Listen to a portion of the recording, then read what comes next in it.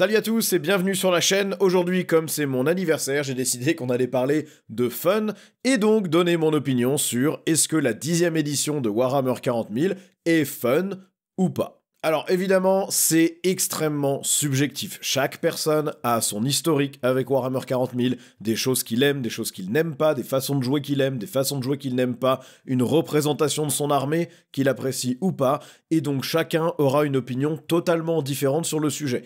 Évidemment, ce dont je vais parler ici, c'est mon opinion, ce que moi je pense de cette édition, et donc si vous n'êtes pas d'accord, c'est parfaitement ok, et vous pouvez me le dire dans les commentaires, ça ne choque personne tant que ça reste civil et poli. On en est à peu près la moitié de la durée de vie de la 10e édition, elle est sortie en juin 2023, en général une édition de Warhammer ça dure 3 ans, on arrive en décembre 2024, donc ça va faire quasiment 1 an et demi. En général, les derniers mois d'une édition servent à pousser une évolution de l'univers, on a quelques livres de campagne qui sortent avec une durée très très limitée, et donc il reste, je pense, à peu près 1 an pour que Games Workshop se concentre vraiment encore sur la 10e édition.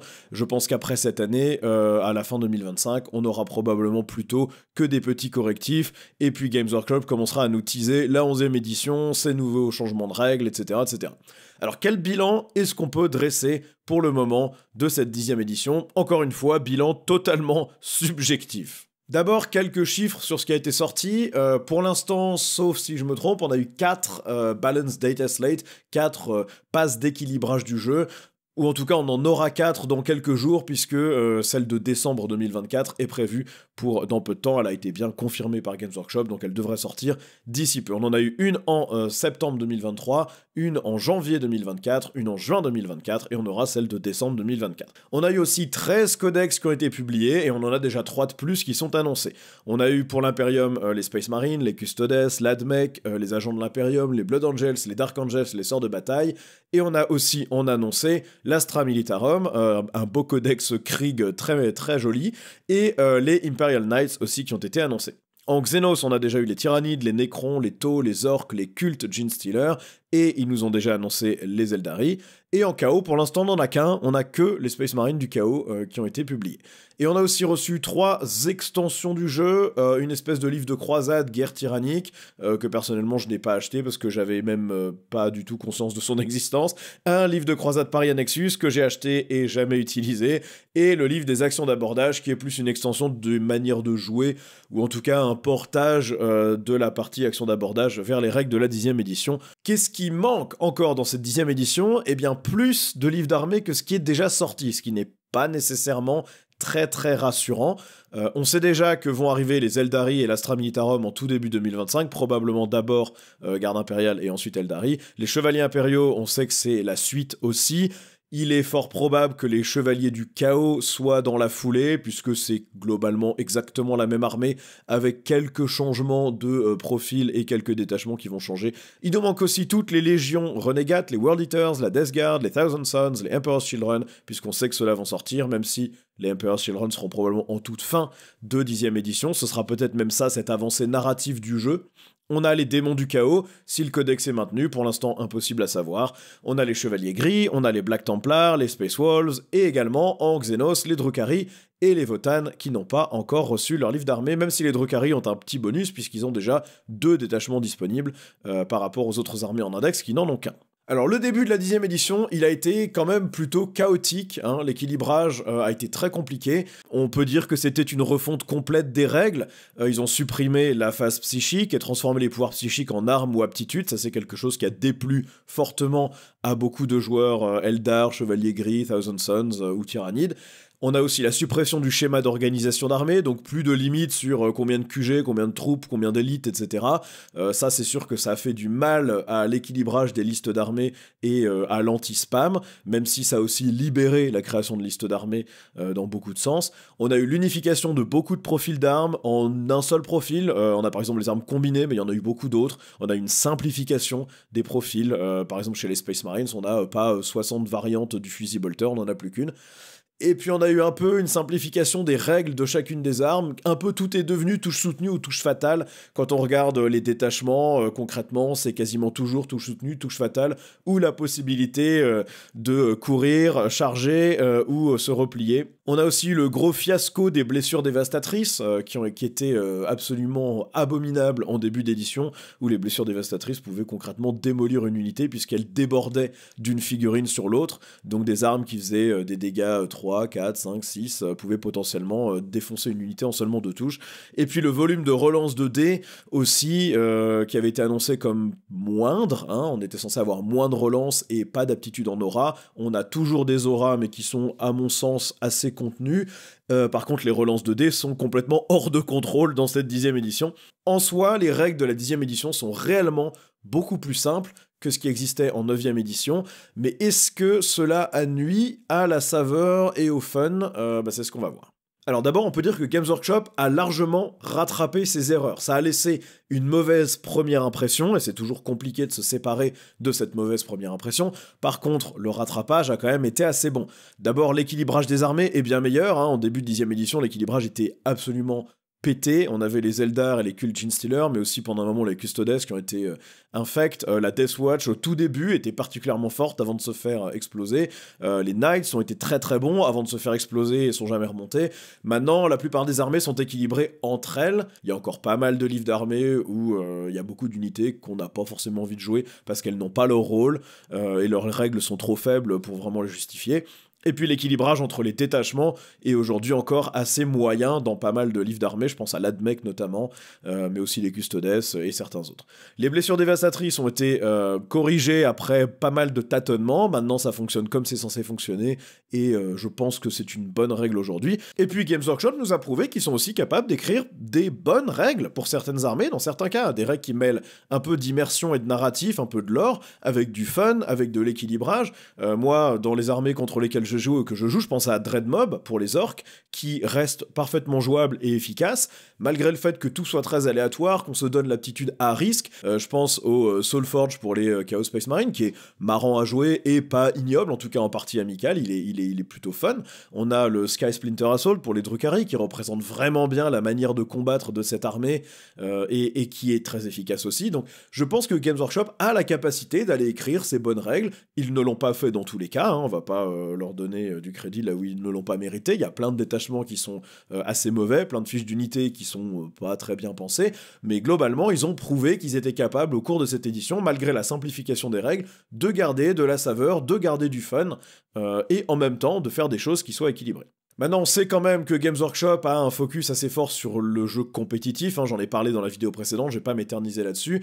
Quand je parle du jeu compétitif, je parle pas forcément de jeu en tournoi, je parle de jeu égal, on utilise les missions secondaires, les objectifs primaires, le terrain très normé, voire les patrons de table Games Workshop ou WTC. Clairement, tout ça, c'est le focus principal de Games Workshop aujourd'hui. Le narratif pur est lui aussi bien servi par les règles de croisade, chaque codex a des règles de croisade, on en a aussi dans les White Dwarf, on a eu déjà 2 suppléments de croisade en 1 an et demi. Ce sont des règles qui sont présentes et sur lesquelles Games Workshop s'attarde aussi.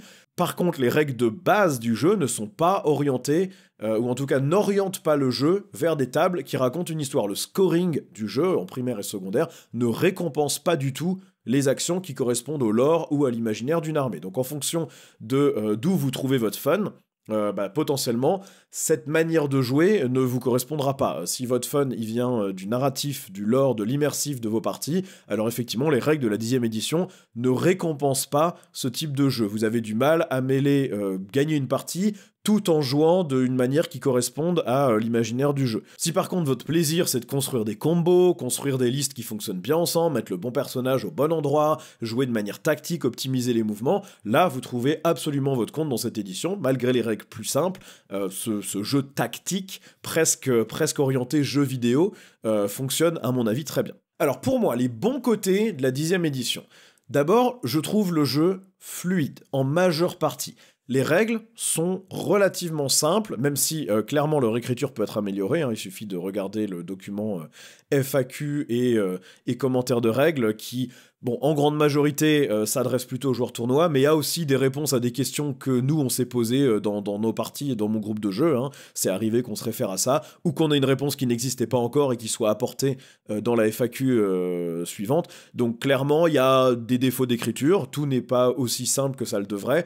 Je pense que clairement, l'équipe de Warhammer 40 000 devrait s'inspirer de ce qu'a fait l'équipe Age of Sigmar, qui a réussi à écrire des règles très simples, mais aussi très lisible et très clair, et où la réponse à quasiment chaque question peut être traitée par une question de mots-clés qui est apportée à chaque aptitude. Ça, c'est, je pense, la bonne manière de faire, et j'espère que les designers de Warhammer 40 000 s'inspireront de ça pour la 11e édition. Je dis pas qu'il faut qu'ils copient les règles, mais la manière d'écrire les règles est très bonne. Deuxième chose que j'apprécie, c'est que si on ne s'attache pas à optimiser chaque mouvement et le positionnement de chaque figurine et de chaque socle derrière chaque ruine, les parties peuvent être rapides. Alors, je dis rapide dans le sens, ça reste du Warhammer 40 000.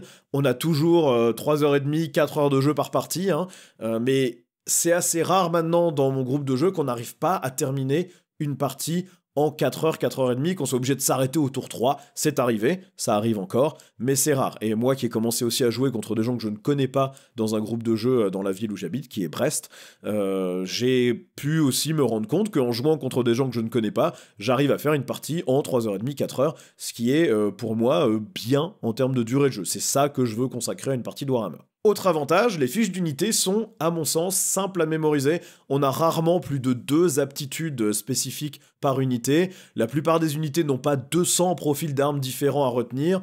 Les statistiques sont globalement assez normées et assez simples à lire.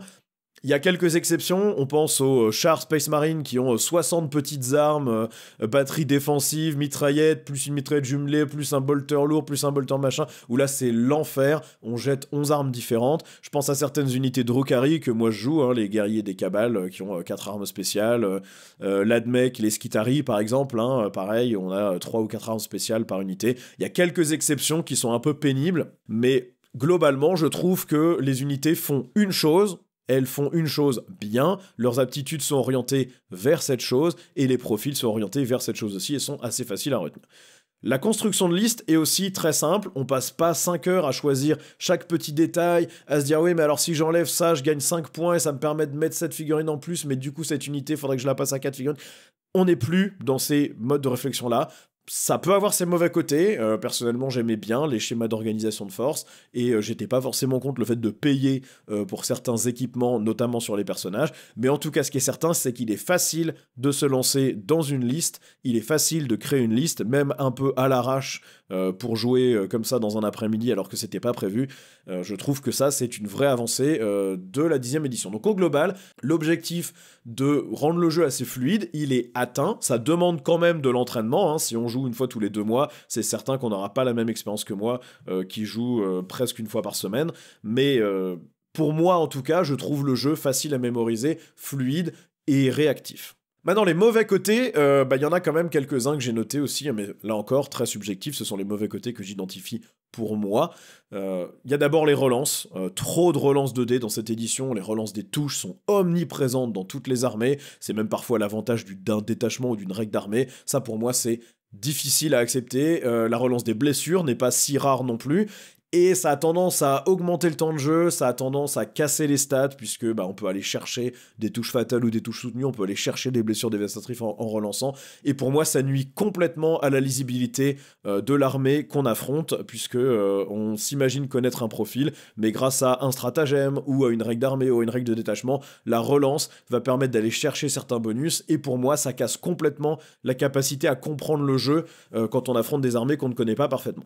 Le scoring, pour moi, est déficient en 10e édition, il est pas intéressant, les objectifs primaires sont pas intéressants, il faut rester debout au milieu d'un point vide quelque part, ça nuit au mouvement, c'est pas réactif, on est obligé entre guillemets de sacrifier une unité pour s'asseoir sur un objectif. Pourquoi pas faire comme sur Age of Sigmar où chaque unité a le sticky objectif, une fois qu'on l'a contrôlé une fois, on en garde le contrôle tant que l'ennemi ne l'a pas repris. Je pense que ça donnerait des parties beaucoup plus fluides et beaucoup plus dynamiques. Et puis les actions encouragées par les objectifs secondaires immobilise les unités et n'encourage clairement pas un jeu immersif. Ça force à faire des retraites alors qu'une unité ne serait jamais repliée, ça force à asseoir une unité dans un coin du jeu pour ramasser des pâquerettes. C'est bon, voilà, je trouve que ça c'est une manière de jouer qui est pas particulièrement amusante. Tout ce qui est visibilité et ruine, je trouve aussi est un point faible. Pas un gros point faible, mais un point faible. D'abord, les patrons de ruines qu'on nous demande d'utiliser, ou en tout cas qui sont recommandés, qui bouchent la vue, ça c'est pas clair. On a besoin d'un laser parfois pour vérifier si une unité voit voit une autre. Je trouve que ça, c'est un petit peu excessif. On a une vraie déconnexion entre la taille et la forme du décor et la visibilité de la figurine. Que la ligne de vue ne traverse pas le décor lui-même, l'élément physique de décor, c'est très bien. Par contre, le patron de table qui est posé sous la ruine et qui fait pas exactement la même taille, là, j'avoue, j'ai un peu de mal à faire le lien dans ma tête entre la partie immersive et la partie physique du jeu. Même si, on est bien d'accord, des abstractions sont nécessaires. Et puis l'autre chose qui m'agace au plus haut point dans la visibilité du jeu, c'est que si on voit le bout d'une arme d'une figurine, on peut potentiellement détruire toute l'unité, et ça, à mon sens, c'est vraiment pas amusant, parce que ça oblige à revérifier chaque ligne de vue potentielle à 6 pouces pour vérifier que l'ennemi pourrait pas venir prendre une ligne de vue sur un bout de fouet, sur un bout d'épée, sur un bout de bannière.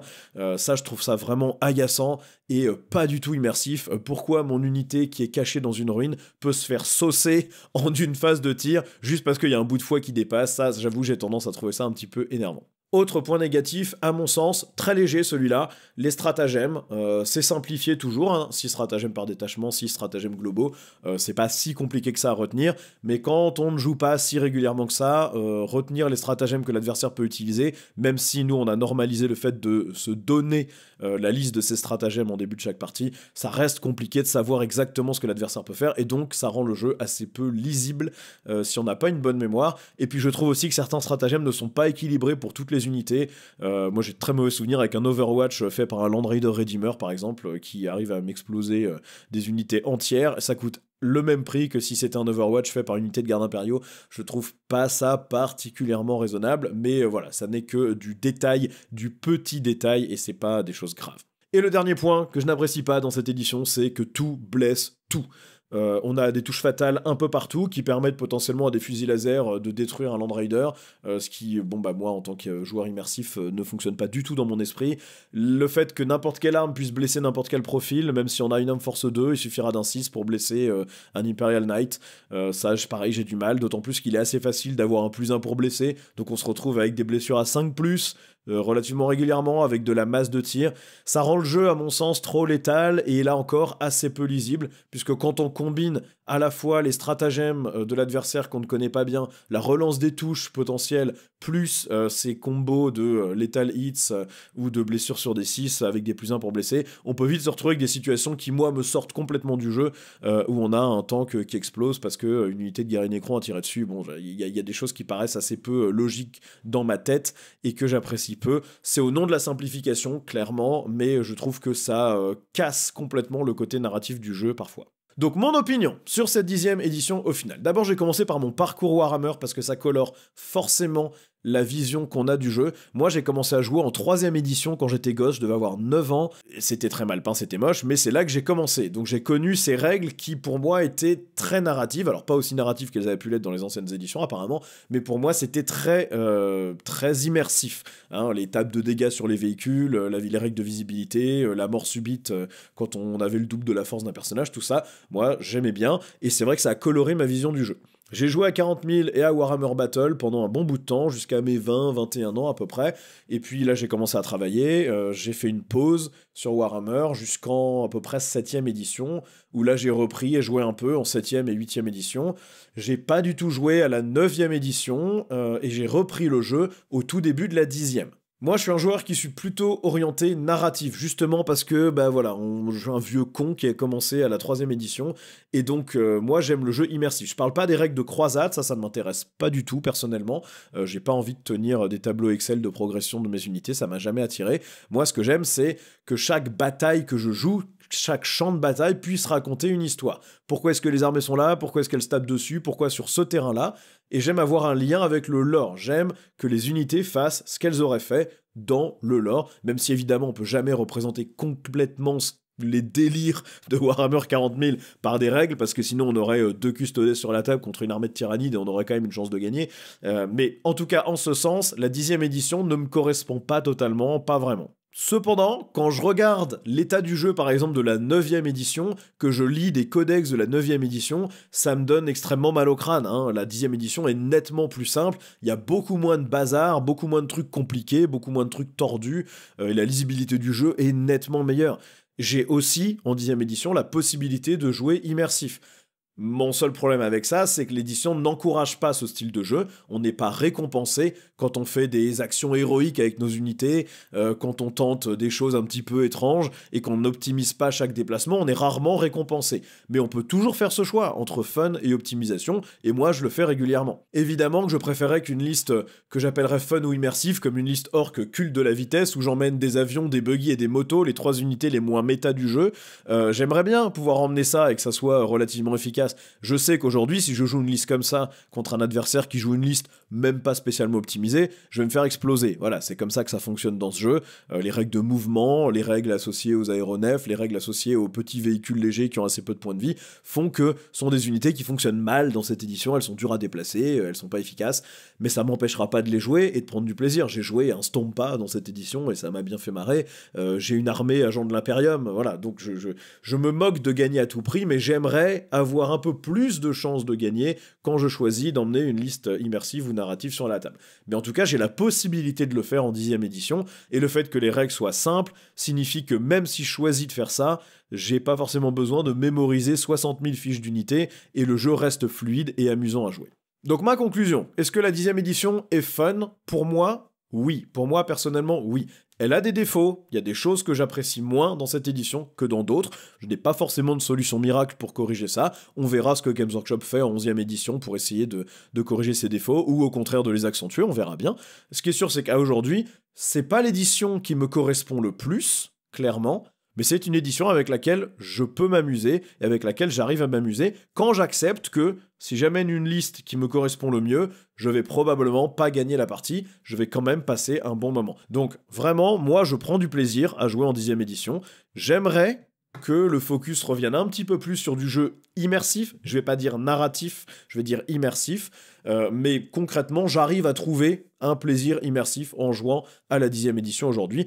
Je pense que ça n'est qu'une question de mentalité et de choix personnel, d'exploiter les règles ou de se mettre d'accord avec ses adversaires pour faire des parties immersives. Maintenant, évidemment, c'est très subjectif, dites-moi ce que vous en pensez dans les commentaires, on peut en discuter, et en attendant, je vais aller peindre quelques unités que j'ai reçues pour mon anniversaire. Donc je vous souhaite un excellent week-end, et je vous dis à la prochaine. Ciao.